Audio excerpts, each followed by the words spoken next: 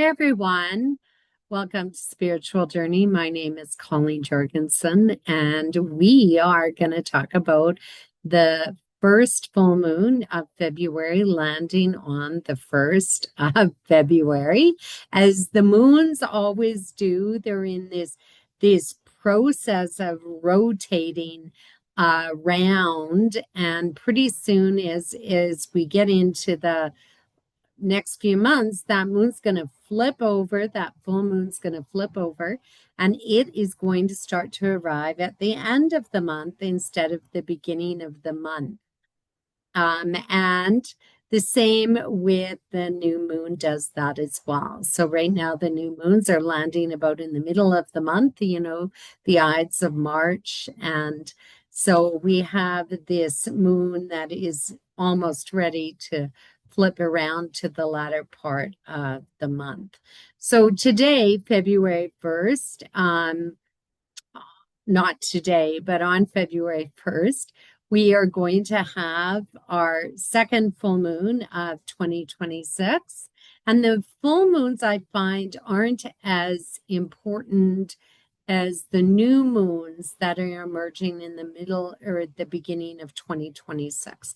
So we really have to pay attention to those new moons. The second one on the 18th of February is going to usher in an eclipse. And that is going to be a new moon as well. It ushers in the new Chinese New Year, and the fire horse is coming. So there's a lot happening with those new moons as we transverse the early part of 2026. And it's usually the full moons that we're really focused on. But I just find that they're not so dynamic. They're not so important as some of those new moons. However, the month opens with a full moon in the sign of Leo at 13 degrees. So if you're born around that August 5th time period, it's going to happen at 3:09 p.m. Mountain Standard Time, 2:09 p.m. Pacific Standard Time, 4:09 p.m. Central Standard Time, and 5:09 p.m. Eastern Standard Time. And so this is just prior to us entering into February. The big planet of Neptune is going to make its second entrance into the sign of Aries on that cardinal point at 00 degrees of Aries. So this is the world access point, and it's really important because whatever events are unfolding or coming to unfold for the world are triggered once again, and it'll have an impact on the world. There's many shifts and changes that are happening around the world right now with leaderships, connections, allies that we have with each other, the financial markets, tariffs. So it's almost as if we're all starting to have this shift of a world order, or shifting of who we can depend on as countries and who we can't depend on, and what that looks like for the future. So the same old isn't necessarily going to be in the picture for the future. On a personal level, this certainly is going to wake us up as Neptune, the planet of delusions and illusions, enters this awakening or this birth point at 00 degrees of Aries. So we can all of a sudden, the curtain falls and we see exactly how the world is and how we're interacting in the world, but with ourselves as well. And I've talked about this with ourselves, how we really need to do some self-reflection. This is the year because karma is present this year, and it's present personally. So it's time not to look at everything outside of ourselves and say it's you, and you that is the problem. It's time to look at ourselves and say, how can we react different? Through this transition, it's difficult. It's very difficult to master that, as things just seem strange, bizarre. But when we hit that Neptune at 00 degrees on January 26th, all of a sudden we could make a crucial decision to go in a new direction, to make changes that are crucial for us. And so it entered Aries last year on March 30th, and nothing is, the universe doesn't go bang, here it is. It does sometimes, but not most times. It gives us these slow transitionary periods into new energies so we can adjust. Now, this Neptune on the Aries point is going to be really important in February, as Saturn will hit that point on Valentine's Day on the 13th, 14th. And then the two of these planets are going to come together on the 20th of February. And that's going to be a real eye-opener. So now whatever you thought was impossible becomes a reality. Whatever you thought was never going to happen, or maybe you were in some sort of illusion of your positioning, now you see the reality of it. So that's why February is one of the more crucial months of all of 2026. So let's put a spin on this this full moon and find out what it's doing and how it's going to impact us. Mercury also is going to start to go into its shadow, and it's also going to station retrograde in February. So that is also a time for review. But many of us are going to be turning sharp corners here in February as we move into this month. So to open up the month, we've got this full moon at 13 degrees of Leo. And with Leo comes a lot of energy, a lot of like motivation, because Leo is ruled by the sun. So it's vibrant and it's eager to get going and it wants to enjoy. So the moon here is the desire, the urge, the craving to engage and become active in something. So there's a real spotlight going to be put on children and children's affairs. Of course, the film industry is associated with Leo, the need to have fun, to enjoy, to go on vacation, to go to the beach, to be in the sun, and to connect with others socially, to party. So Leo is similar to that Sagittarius for the enjoyment of the gathering together of people, and to act like children, to have fun, to frolic on the beaches and to enjoy. So, but the sun is our goals, the sun is our ambitions and our drives. So Leo always says, I can have fun, but I can also achieve my goals at the same time, whether that is interacting through different connections that you make. So you come ahead, get a job, and make those connections that are needed. In addition, Leo highlights leadership, prime ministers, presidents. It's the royalty, the upper crust of our society. And those people who are also rising up in popularity and all of a sudden find themselves on the stage and emerging. And that is one of the things that's going to happen in 2026 is new leaders are going to start coming forward.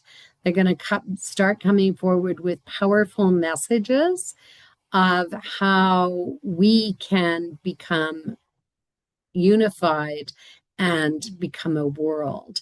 And sometimes before we do that, we need to have abrupt shifts, ruptures, chaos before we can break through into that, as some are calling it, the New World Order. I think our Prime Minister of Canada said that. So this really highlights leadership and that dynamic and the balance that is constructed between leaders and people and the people. And so it's very creative. It's unique in its application and it's kind of artistic as we transform and create our own personal desires onto the canvas of life. So this is warm energy, and it's also about gambling and betting and financial risk taking in some cases. So the moon is kind of all by herself over there on the one side of the chart, and she is in opposition to this very powerful stellium with Pluto and Mars and the Sun and Venus and Mercury. And they all passed by Pluto at the end of January. And I was talking about these bells ringing, the bells of change, the bells of transformation. And those are still kind of the echoing of those bells are still in place by February 1st. And we can start to see with Mars combining to Pluto, we're still in this energy that has this violent sort of connection to it. That action now needs to be taken. Now, Aquarius is very much about breaking away, freedom, independence, the fight for society, the fight for humanity. Environmental issues come to the forefront. The goal of Aquarius is the future. And the goal of Saturn is the past, traditions. And we get those two, Saturn and Neptune, which are very close right now, actually creating new traditions and new patterns going forward. A new dream is being birthed. So all this Aquarius energy is very unpredictable. It's kind of really chaotic, and it causes abrupt change, abrupt shifts. You're going to have problems with those things connected to Aquarius and Uranus, the ruler of Aquarius. And those things would be like the airlines, electricity, which we're experiencing on the eastern side, which I talked about earlier, how the eastern seaboard is going to have colder weather and these abrupt snowstorms and heavier rain, where the west over here in Alberta is going to experience actually warmer weather and a warming of the season. So Uranus is on Algol, and that's kind of this energy with Medusa. It's the most demonous star in the fixed star in the universe, and it is Medusa's head. And this often signals that heads are going to roll. Somebody loses their head, loses their minds. And you can really see some of that in Minnesota right now. And I think it's Minnesota, Minneapolis. With this disruptive energy, and it's causing a lot of rebellion and protests emerging, and the fight for this: who am I? What is my identity? And where do I belong? Do I belong here or don't I belong here? The issues with Pisces, the victimization, drugs, trafficking of drugs, some of that is all going to start to wash away as we move into 2026. So there is the illusion of stability, financial stability with this full moon, and the need to invest because Uranus is in Taurus, so that certainly indicates currencies, money shifts that are happening around the world, and how are we trading tariffs, worth and self-worth of our currencies, but also our goods and services. So there's a lot happening with Uranus in retrograde. Now, Uranus here is about to station direct. So any activity with Uranus is really, really highlighted. The sextile to Saturn is saying, like, we need to get control of this out of control situations. And so, well, we'll just spin a web and maybe it'll be convincing enough that somebody is going to grab a hold of it and stop whatever they're doing. With all this Aquarius energy, I really, really highly doubt that that's going to happen. And that as we enter this February and this moon energy, we could really see things for what they actually are. And the emperor with no clothes once again steps upon this stage. And that really seems to be a focus of the beginning and even the latter part of 2025. Jupiter here is in Cancer, and of course, Cancer is ruled by the moon. And so there is this high probability of people wanting to invest. Now, silver is ruled by the moon, and Jupiter has certainly expanded that silver upswing in its value. But Jupiter is going to square Chiron and Eris heading into the future as he rolls direct. And he's also going to move into Leo at the end of June, beginning of July. And that could really trigger, gold rushes and things like that happen when Jupiter is in Leo. So we have a bit of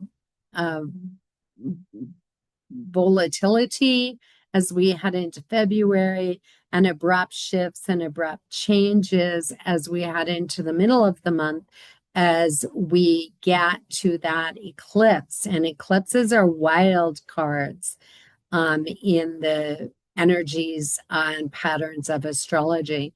So it's definitely going to trigger some unexpected events to take place. And if you're looking for change, chances are 2026 is your year.